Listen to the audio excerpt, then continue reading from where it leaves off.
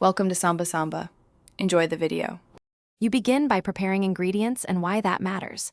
Smaller chocolate pieces melt evenly, preventing grainy texture.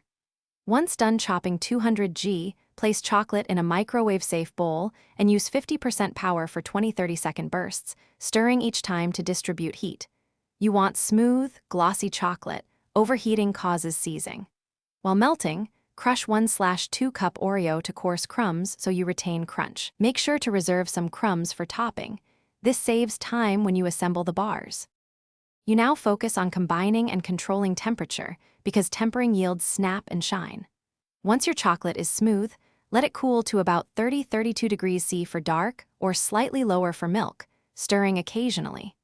Then fold in 3/4 of the crushed Oreo to distribute crunch without weakening structure.